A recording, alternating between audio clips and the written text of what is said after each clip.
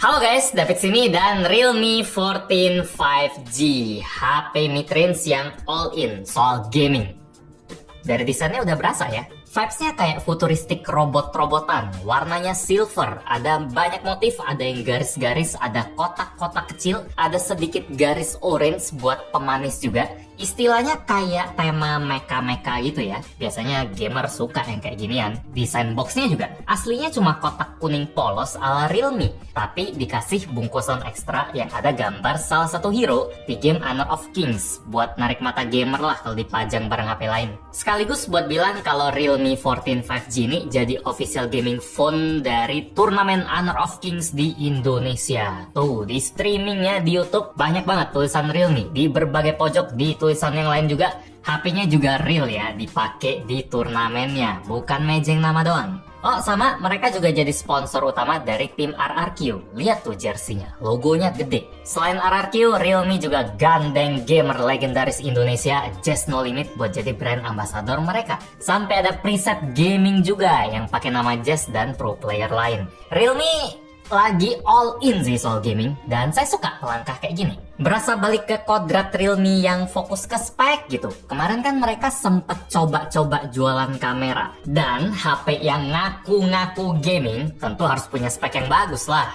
Realme 14 4G ini kayak gimana? Dia pakai chipset yang baru, Snapdragon 6 Gen 4 buatan TSMC, fabrikasi 4 nanometer. Ini pertama di Indonesia. RAM-nya 8GB LPDDR4X, storage 256GB UFS 2.2. Skor Antutunya jadi sekitar 750 ribuan di Antutu 10. Lumayan tinggi kalau kita bandingin sama Redmi Note 14 Pro 5G yang harganya mirip di 4 juta kecil. Realme ngasih skor yang 10% lebih tinggi. Dan yang gak kalah penting, powernya tadi bisa dipakai maksimal oleh gamer karena Realme udah optimalin HP ini buat beberapa game kompetitif populer macam MLBB, Honor of Kings, biar settingannya bisa kebuka maksimal di 120 fps jempol. Soalnya nggak jarang ada HP yang prosesornya kenceng, Antutunya gede, tapi dia kepentok settingan game yang masih ngelimit FPS-nya, jadi terpaksa ya nggak bisa lepas performanya. Jadi kombinasi prosesor bagus ditambah software optimal hasilin performa gaming yang maksimal juga. Di Mobile Legends setting ultra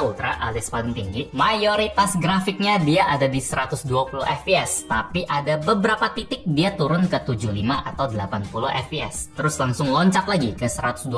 Buat HOK yang pakai Realme 14 5G ini sebagai HP resmi turnamennya, grafiknya hampir perfect rata di 120 fps. Kalau ada turun dikit itu paling rendah turun ke 117 fps. Kayaknya nggak berasa ya. Buat PUBG juga udah unlock di setting 90 fps, sesuatu yang masih jarang di HP 4 jutaan. Rata-ratanya dapat di 83 fps. Free Fire juga sama, hampir selalu rata di 90. Cuma ada satu momen aja dia turun ke 86 fps, tetap tinggi. Dan buat game berat kayak Genshin setting lowest rata-ratanya dapat di 47 fps. Ini naik turun dari 60 ke 30 ke tengah-tengah 60 30 lagi. Jadi kalau buat game yang grafiknya berat, performanya masih mirip-mirip aja kayak HP 4 jutaan lain. Rasa spesial gamingnya Realme 14 5G ini paling berasanya di game-game kompetitif yang biasanya enteng tapi butuh FPS tinggi dan stabil. Oh ya, soal stabil ini juga seru ya. Soalnya Realme banyak banget iklanin kalau performa gamingnya tetap bakal stabil. Walaupun kita main di tempat yang pengap, panas, haredang kalau kata orang Sunda mah. Katanya berkat sistem pendingin Bionic VC Cooling seluas 6050 mm persegi. Jadi ya saya tes dong sekalian di kondisi yang gak lumrah yang orang hindarin. Main MLBB setengah jam lebih, jemuran di bawah matahari jam 10-an ke atas. Pakai sunblock tentu aja udah lumayan ngebakar. Suhu sekitar 40 derajat kalau diukur pakai termometer, dan hasilnya di awal dia masih bisa kena 120 fps rata kayak main di tempat teduh. HP-nya masih adem soalnya. Nah, pas udah jalan beberapa menit nih, panasnya mulai masuk. Dia performanya turun, dikunci di 75 fps. Gitu terus sampai selesai. Jadi tetap ada penurunan, panasnya ngaruh, tapi jatuhnya tetap hebat sih. Anda ngerti lah kalau matahari Indonesia udah terik di atas, Cuma jemuran, panel surya, atau ikan asin yang bakal happy. Kalau HP, biasanya udah rewel patah-patah, masih bisa stabil di atas 60 fps pun, jatuhnya udah bagus. Suhu HP-nya sendiri sampai 50 derajat karena dijemur tadi. Kalau mainnya di tempat teduh, suhunya cuma 41 atau 42 derajat. Masih enak. Dari hardware, software, thermal di Realme 14 5G ini serba dioptimalin buat gaming. Terus fiturnya, ini juga termasuk software sih. Ada tambahan lagi, bukan cuma unlock settingan FPS doang. Buat gamer MLBB, HOK, PUBG, ada fitur AI Motion Control. Fungsinya itu buat jadi shortcut ke tombol tertentu. Kalau kita miring-miringin HP-nya ke kanan, ke kiri, ke depan, ke belakang, sistemnya bakal baca lewat sensor gyroscope. Wah, ke depan nih, terus dia bakal input ke sistem game seolah ada jari yang neken. Ada AI Ultra Touch Control buat player HOK dan PUBG nih. Katanya bikin area tertentu jadi lebih responsif dan akurat. Pas saya coba sih nggak berasa bedanya ya. Sama-sama responsif. Nggak ngerti kalau on atau off di mana bedanya. Terus ada fitur Touch Optimization juga yang katanya bikin kita bisa atur seberapa sensitif layarnya sama sentuhan tangan. Ada preset settingan pro player juga kayak Just No Limit, RRQ Skylar, RRQ Sutsujin, dan RRQ Rins. Cuma entah saya yang amatir atau memang nggak ada bedanya, pas saya coba otak-atik bedain settingan, saya pentokin ke 0, terus saya pentokin ke 100, nggak ada bedanya sih. Atau sama-sama responsif. Antara feel saya yang belum dapat kurang sensitif atau fiturnya emang gimmick doang. Ya mungkin ada foto pro player, bisa jadi jimat, ada jiwanya sendiri ya. Nah, buat daya tahan baterainya sendiri, kapasitasnya gede ya, 6000 mAh. Padahal bobot HP-nya nggak sampai 200 gram. Ketebalan di 7,97 mm. Buat gaming MLBB di setting ultra lumayan awet, sejam makan 15-16%. Main Genshin setting lowest 1 jam makan 17-18%.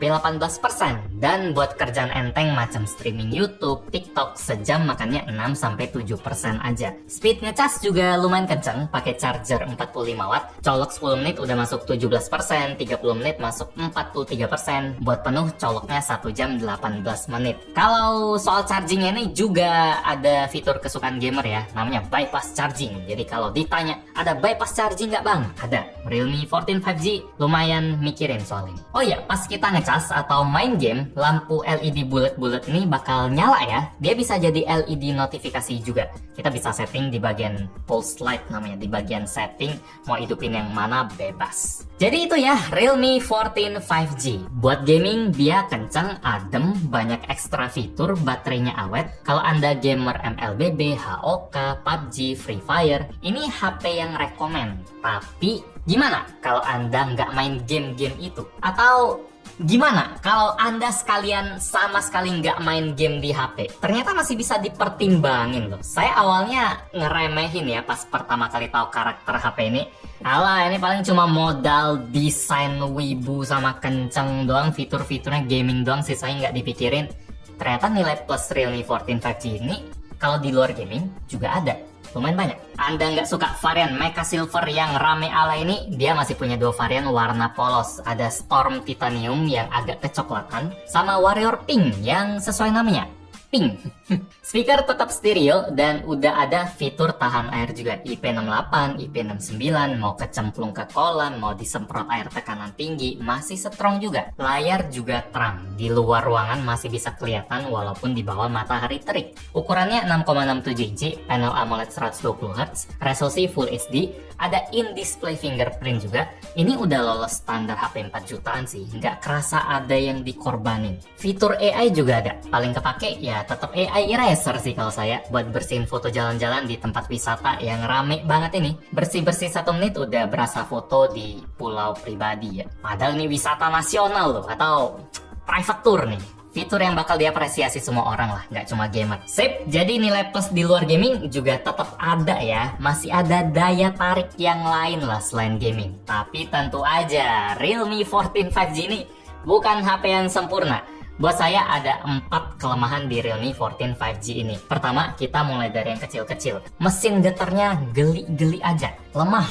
ketukannya nggak mantep. Kedua, walaupun layar nih HP udah 120Hz, banyak game yang bisa optimal di 120Hz juga mantep, tapi justru ada beberapa aplikasi enteng yang refresh rate-nya belum bisa 120Hz, kayak YouTube misalnya. Mantap di 60Hz dan nggak ada cara buat jadiin 120Hz. 3. HP ini nggak punya headphone jack. Ya, HP 4 jutaan atau ke atas yang lain zaman sekarang emang wajar nggak ada headphone jack. Tapi ya namanya Realme 14 5G ini kan komit full gaming. Harusnya ada headphone jacknya ya. Biar ada tempat khusus buat colok headphone kabel, biar nyaman nggak ada delay suara. Kalau saya perhatiin pro player di turnamen yang tentu wajib pakai headphone biar performanya maksimal. Kayaknya ini mereka colokin ke adapter yang dicolok ke USB-C HP-nya ya. Ada solusinya, ini kayak iPhone atau flagship lain. Cuma kalau ada headphone jack kan ya lebih enak. Ini entah kelemahan atau bukan lah, cuma reputasinya. Dan kelemahan keempat, Realme 14 5G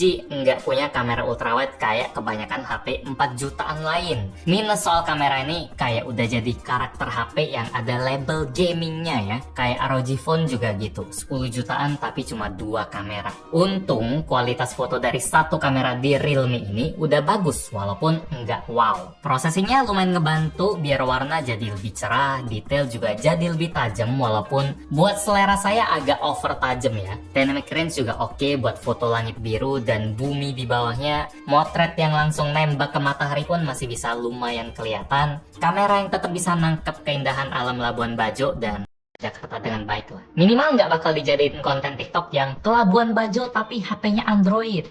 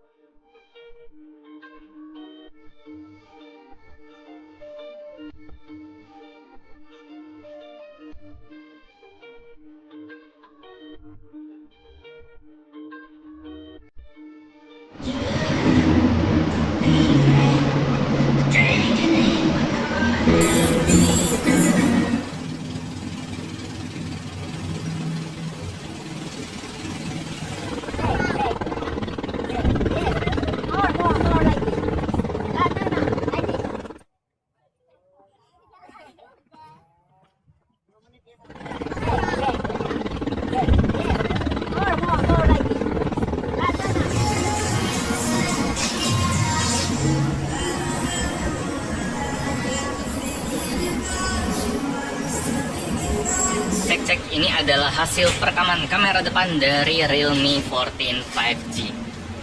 Lumayan stabil ya, lebih stabil daripada rekaman kamera belakang barusan yang walaupun punya OIS tapi goyangnya masih berasa. Sementara kamera depan malah stabil.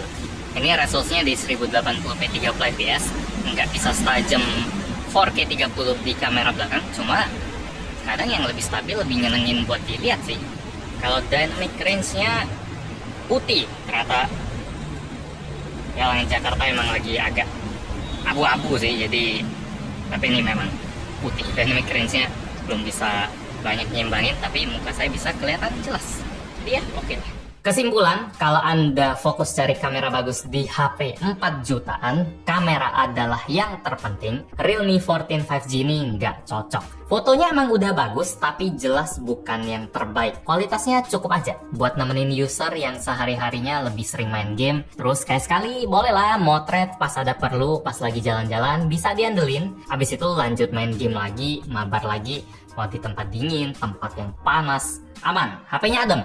Kalau Anda ngerasa relate sama skenario barusan, HP ini cocok buat Anda. Atau ada juga pilihan Realme 14T, 14T.